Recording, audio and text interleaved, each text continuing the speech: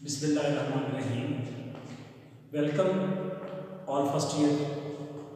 Chapter number 3 का आज topic हम पढ़ने जा रहे हैं मोमेंटम और law of conservation of momentum. तो पहले मोमेंटम को पढ़ लेते हैं। The quantity of a motion of a body या the quantity of a motion of a moving body is called momentum.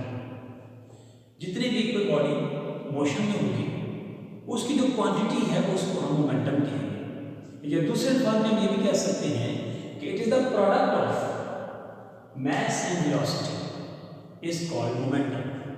ये अपने क्लास 10th में पढ़ा था। फर्स्ट में हमारे पास एक बॉडी है जिसका मास m है जो कि वेलोसिटी v के साथ मूव कर रही है। इसका जो मोमेंटम बनेगा वो बनेगा p m × v। तो मोमेंटम को हम p से ज़ाहिर करते हैं। आप इसको कैपिटल N से भी ज़ाहिर कर सकते हैं, कोई फर्क नहीं पड़ता। तो p m × v। इसका जो यूनिट बनेगा, the unit of momentum is mass का किलोग्राम, वेलोसिटी का मीटर पर सेकंड। अगर डायमेंशन यूनिट निकालें इसके तो किलोग्राम जो कि मास का यूनिट है, मीटर जो कि लेंथ का यूनिट है और सेकंड जो कि टाइम का यूनिट है। तो हम इसको mLt की पावर -1, तो ये उसका डायमेंशनल यूनिट है मोमेंटम का।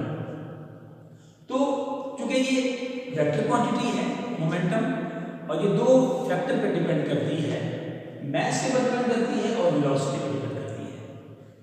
मास के ऊपर और वेलोसिटी के ऊपर मैं आपको एक सिंपल सी एग्जांपल दूं। फर्स्ट कर हम एक ईंट का टुकड़ा उठाते हैं और आधी ईंट का टुकड़ा, उसको एक खास फोर्स के साथ हम दीवार पर मारते हैं। हम देखते हैं कि वो दीवार के ऊपर निशान छोड़ता है। इसी तरह अगर हम एक गन का बुलेट ले लें, बुलेट को उसी फोर्स के साथ, जिस फोर्स के साथ हमने ईंट के टुकड़े को फेंका था दीवार पे, बुलेट को उसी फोर्स के साथ हम दीवार पर फेंकें तो मेरा ख्याल है कि बुलेट शायद मामूली निशान भी नहीं छोड़ेगा। इस केस में हमने देखा मास बढ़ गया तो उसका मोमेंटम भी बढ़ गया, उसका जो इफेक्ट था दीवार के ऊपर वो ज्यादा हो गया। इसी तरह अगर आप यही बुलेट जो हाथ से फेंका गया, इसको अगर हम गन में रख के फायर करें तो आप देखेंगे कि दीवार में सुराख कर देगा या गड़ा कर देगा। तो दूसरे केस में हमने देखा कि जिस वेलोसिटी के साथ हमने बुलेट को फेंका उसने दीवार पर निशान ही नहीं छोड़ा। अगर जब दूसरे अब हमने उस बुलेट को गन में रख के फायर किया तो हमने देखा कि उसने दीवार में सुराख कर दिया। तो इन दोनों केसेस से हम ये समझ गए अगर मास बढ़ जाए तो मोमेंटम भी बढ़ जाएगा। if mass is large then momentum is large and the velocity is large then momentum will also be large। तो दोनों केसेस में मोमेंटम बढ़ेगा तब जब मास बढ़ेगा या जब वेलोसिटी बढ़ेगी, and this is called momentum. अब हम law of conservation of momentum पढ़ने जा रहे हैं। तो law of conservation of momentum क्या है, उसकी डेफिनेशन मैंने यहाँ लिख दी है। तो उसके मुताबिक अगर एक आइसोलेटेड सिस्टम के अंदर हम बॉडी का टकराने से पहले का मोमेंटम हम अगर मेजर कर लेते हैं और टकराने के बाद का मोमेंटम अगर हम मेजर कर लेते हैं, वो हमेशा ऑलवेज रिमेंस कांस्टेंट। इसी तरह मैं अक्सर स्टूडेंट्स को मिसाल ये देता हूँ कि आप एक बैलून लें या साइकिल की ट्यूब लें, उसके अंदर आप हवा भरें। हमें मालूम है कि जो एयर है वो मास रखती है, तो जो एयर के मॉलिक्यूल्स हैं वो बैलून में जा रहे हैं तो वो जाकर अंदर जाकर सुकून से बैठ नहीं रहे, बल्कि वो एक प्रेशर के साथ मूव करते हैं और जाकर पहला मॉलिक्यूल जाके वॉल ऑफ द बैलून को हिट करेगा और बाउंस बैक होगा। वो और आने वाले मॉलिक्यूल्स को बाकायदा कोलाइड करता हुआ, हिट करता हुआ वो आगे जाएगा। तो हम देखेंगे कि बहुत सारे मॉलिक्यूल्स एक दूसरे के साथ बाकायदा तौर पे वो टकराते हुए, मूव करते हुए, अब ये नहीं होता कि वो टकराए और उसका मजीद मास कम हो, ऐसा नहीं है। क्योंकि आइसोलेटेड सिस्टम में हमने देखा है यहाँ पे कि मास भी कांस्टेंट रहेगा और यहाँ पे वेलोसिटी भी कांस्टेंट रहेगी। टकराने से पहले जो वेलोसिटी थी वो भी कांस्टेंट, टकराने के बाद जो एयर मॉलिक्यूल की वेलोसिटी है वो भी तकरीबन कांस्टेंट होगी। हम अब इसको प्रैक्टिकली फार्मूले के तहत हम बाकायदा प्रूव करते हैं। फर्स्ट है हमारे पास m1 और m2 दो बॉडीज हैं या एयर मॉलिक्यूल्स हैं जो वेलोसिटी u1 और u2 से मूव कर रही हैं।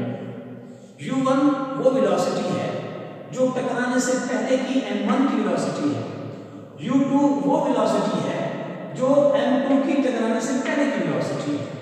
जब ये दोनों एक फोर्स F1 और F2 के साथ आकर टकराती हैं यहाँ पर, तो इससे अब जो है वो साउंड भी प्रोड्यूस हो सकती है जो कि निग्लिजिबल है, हीट भी प्रोड्यूस हो सकती है जो कि निग्लिजिबल है। टकराने के बाद ये बॉडीज वापस से आ गई हैं with velocity v1 and v2। v1 velocity m1 की आफ्टर कोलिजन है, v2 वेलोसिटी m2 की आफ्टर कोलिजन है। तो according to third law of motion F1 is equal to minus F2। Action हमेशा रिएक्शन के बराबर होगा मगर मुखालिफ सिमत में होगा। तो according to second law of motion F is equal to ma होता है, लिहाजा F1 का जो फार्मूला बनेगा वो m1a1 बनेगा और F2 का जो फार्मूला बनेगा वो m2a2 होगा, क्योंकि दोनों बराबर हैं और माइनस साइन लगा रहे हैं कि ये दोनों एक दूसरे के अपोजिट डायरेक्शन में है। m1 एक्सेलरेशन को हमने खोल लिया, हमें मालूम है एक्सेलरेशन जो होता है वो चेंज इन वेलोसिटी है। तो final velocity minus initial velocity of the first body, तो v1 minus u1 over time t is equal to minus आ गया m2 into second body in m2 की जो चेंज इन वेलोसिटी होगी v2 minus u2 over time t। यहां हमने दोनों का टाइम t कैंसिल कर दिया। अब m1 को इससे मल्टीप्लाई कर देते और माइनस m2 को इसके अंदर मल्टीप्लाई कर दें। m1 v1 minus m2 m1 u1 m1 v1 minus m1 u1 is equal to minus m2 v2, ये माइनस अंदर लेकर मल्टीप्लाई कर प्लस हो जाएगा तो m2 u2। अब क्या करने जा रहे हैं हम कि जो पॉजिटिव वाले जो हैं उनको एक तरफ कर रहे हैं, नेगेटिव वालों को एक तरफ कर रहे हैं। m1 v1 पॉजिटिव का है वो यहाँ लिख दिया और ये यहाँ पर इस तरफ से आकर प्लस हो जाएगा, तो m1 v1 plus m2 v2 बराबर है m2 u2, इधर जाके ये उधर जाएगा तो प्लस में आ जाएगा प्लस m1 v1 और ये प्लस m2 u2। अब अगर गौर से देखें तो ये m1 v1 plus m2 v2 ये आफ्टर कोलिजन आपके पास मोमेंटम मान रहा है, ये m1 u1 plus m2 u2 ये बिफोर कोलिजन मोमेंटम मान रहा है और ये हमारा लॉ है। तो लॉ क्या कहता है कि momentum of bodies before collision must be equal to momentum of bodies after collision. तो अब हम इसकी एक डेफिनेशन को बाकायदा समाप्त कर रहे हैं। So in an isolated system the total momentum of a system of colliding bodies always remains constant। तो ये है law of conservation of momentum और इसकी एग्जांपल जो मैंने आपको समझाई डिटेल समझाई। इंशाल्लाह अगला लेक्चर हमारा होगा सर्कुलर मोशन या एंगुलर मोशन, और चूंकि ये चैप्टर नंबर 3 2 पार्ट्स के ऊपर मुश्तमिल है। पहला है लीनियर मोशन जो कि मोमेंटम तक मुकम्मल हो गया।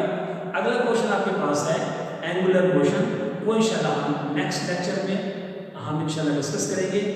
अगर इसमें कोई प्रॉब्लम आपको फील हो आप मुझे जीमेल पे भी रब्ता कर सकते हैं और आप व्हाट्सएप नंबर पे मुझसे रब्ता कर सकते हैं, आप मुझे कॉल भी कर सकते हैं। इंशाल्लाह अगला लेक्चर जो है वो जो है एंगुलर मोशन का होगा। तब तक अल्लाह हाफिज़।